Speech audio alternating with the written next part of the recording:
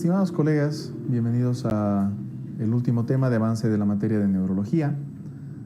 Recordemos que hemos llevado de los temas más frecuentes a los menos frecuentes y tenemos que catalogar muy bien el síndrome demencial. Es un área o un tema que se aborda tanto en la parte de neurología y en la parte de psiquiatría, ¿no? Vamos a ver las características más importantes. ¿Qué es un síndrome demencial? Es un síndrome que se caracteriza por la alteración sobre todo de las funciones superiores. Para su diagnóstico tiene que haber una alteración de las funciones superiores y además de que éste interfiera con la vida del paciente. No hay una alteración de la conciencia, no hay una alteración de la atención y según el DMS-4 tenemos que acordarnos que tiene que acompañarse de afasia, apraxia, agnosia y alteración de la función ejecutiva, ¿no? Se acompaña también de alteración de la conducta y del estado de ánimo, pero obviamente secundario es esto, algo que de los pacientes se dan cuenta, ¿no? Sobre todo son pacientes ancianitos, la mayor parte, y se van a dar cuenta que se olvidan cosas que antes no se olvidaban, que ya no tienen el mismo orden, que están empezando a descuidarse de sus hábitos, entonces pues van a entrar en un estado depresivo.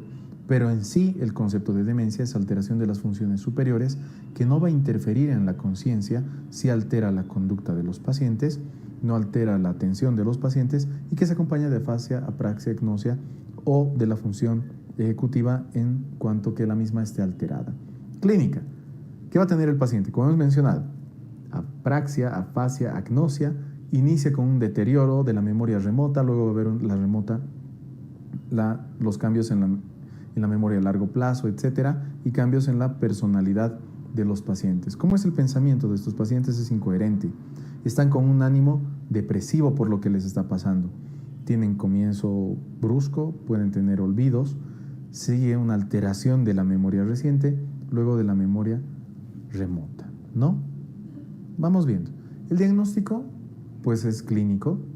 Tenemos que valorar al paciente, a la familia, tenemos que preguntar desde cuándo está pasando los problemas, desde cuándo el paciente está descuidando, desde cuánto se olvida más cosas de lo común, etcétera, y realizar estudios también de neuropreservación, que son el Mini Mental Test de Folstein y también el mini examen. Si tenemos, estos son exámenes cognitivos, un puntaje menor a 24, pues nos orienta al cuadro demencial. Ahora, ¿qué tienes que saber también de demencia? Toda la información obviamente que estoy brindando, tienes los detalles dentro de los ABC-MEDs, pero ¿qué tienes que saber y organizarte bien para entender este tema? Es si la demencia es por una afectación cortical, subcortical o en la parte axial. La parte axial sobre todo se da por déficit nutricionales, ya sea de B12 o mucho consumo de alcohol, etc. Pero recordemos las corticales que son muy frecuentes. Afectan, o sea, la corteza frontal, temporal, parietal y el hipocampo. De ese sector está proviniendo la alteración que te produce la demencia. Afecta las funciones superiores, entonces va a haber afasia, apraxia, agnosia, calculia. Y los más frecuentes, y de lejos la más frecuente característica o enfermedad de demencia es la enfermedad de Alzheimer. También puede haber una demencia frontotemporal o de PIC. Las subcorticales, que va a afectar los ganglios basales, hay asimetría, afecta los movimientos y también el estado de ánimo de los pacientes. ¿Qué enfermedades podemos tener acá? ¿Qué relación con demencia? La enfermedad de Parkinson idiopática, no solamente se va a referir a la parte de los movimientos, también a la parte cognitiva. La enfermedad de los cuerpos de Lewy, la supranuclear progresiva. Y las axiales, pues que va a haber alteraciones en la memoria reciente, los pacientes están desorientados y sobre todo vemos de Wernicke-Korsakoff y la encefalitis herpética, ¿no? Vamos viendo. ¿Qué tenemos que hacer en todo paciente que tenga estos síntomas demenciales? Estudios de todo. Tenemos que indagar porque puede ser otro tipo de patologías que estén produciendo la demencia y las demencias generalmente progresan, son tratables en cuanto a mantener la calidad de vida del paciente, pero hay otro tipo de demencias que sí se pueden tratar y revertir. Tenemos que ver esas porque esas tenemos que tratar. Y las reversibles serán pues las demencias por hipotiroidismo, entonces pedimos hormonas tiroideas, déficit de B1 y B2, entonces pedimos la valoración, la mesuración de las mismas.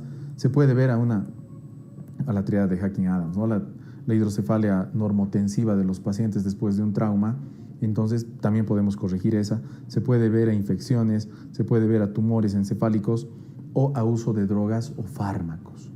Y ahora pues las irreversibles serán las que vamos a ver a continuación y las que se tienen que tratar sobre la calidad de vida del paciente, pero estas Las irreversibles son las que tenemos que tratar de identificar, porque estos pacientes, si tratamos el cuadro de base, pues los sacamos del cuadro demencial. La enfermedad de Alzheimer es de lejos la enfermedad demencial más frecuente. ¿Qué vamos a encontrar? Pues cuando estudiamos más a detalle hay placas seniles y los nudos neurofibrilares, pero eso que vamos a ver en el estudio anatomopatológico, ¿no? Células corticales que van a estar atrofiadas, ovillos neurofibrilares y placas seniles.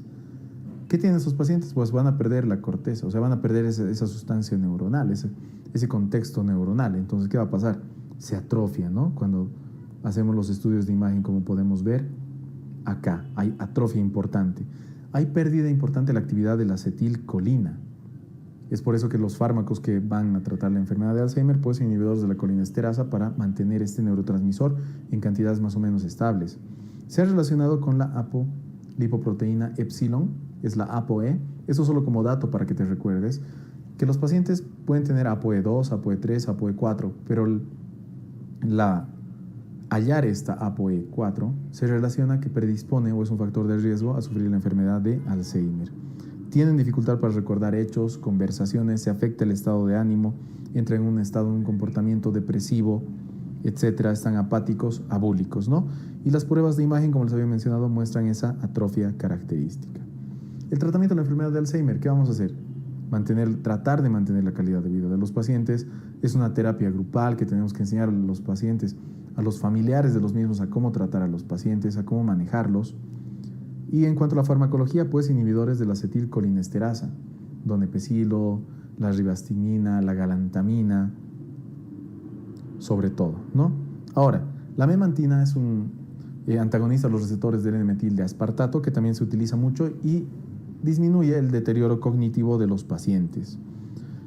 Y también tratar la conducta o los trastornos que estén teniendo en el mismo con antipsicóticos, ¿no?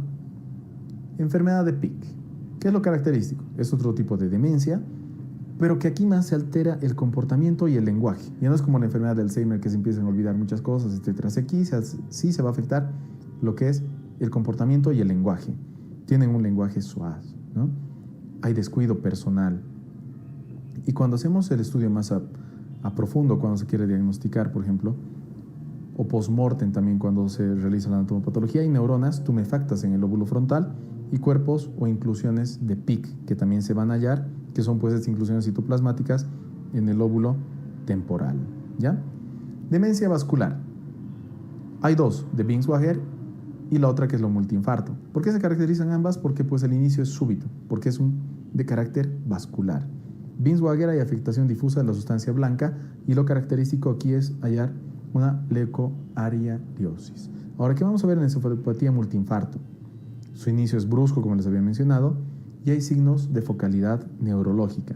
Y muchas veces esos pacientes con este multiinfarto, demencia multiinfarto, debutan porque vienen y dicen todo el tiempo está triste, está depresivo,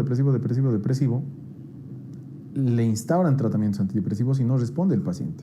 Entonces aquí tenemos que pensar que es un estado demencial de características multiinfarto, ¿ya? Demencia de los cuerpos de Levy. Los cuerpos de Levy, esos pacientes que presentan demencia, presentan parkinsonismo, y lo más llamativo es que presentan alucinaciones de características visuales. Están orientados, no van a estar, podríamos decir, con el nivel de conciencia alterado, pero sí presentan estas alucinaciones de características visuales. Tienen bastante sensibilidad a los neurolépticos. Por ejemplo, si se quiere dar tratamiento con neuroléptico a este tipo de pacientes, damos haloperidol, empeora bastante el cuadro de los mismos. Y el tratamiento se va a basar obviamente en antipsicóticos, pero que sean atípicos, porque los típicos, como les había mencionado, empeoran el cuadro. Y por último, acabando ya la parte de neurología, vamos a mencionar esta enfermedad que es de Creutzfeldt-Jacobs, que una de las variedades era la enfermedad de las vacas locas que apareció hace un par de años y que es una enfermedad por priones o proteínas.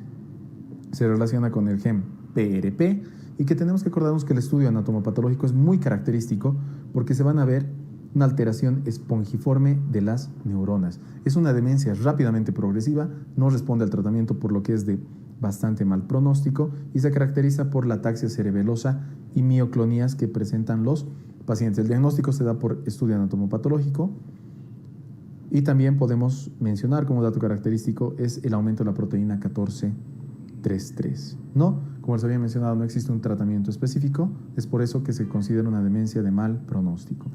Con esto hemos llegado al final del avance de la materia de neurología.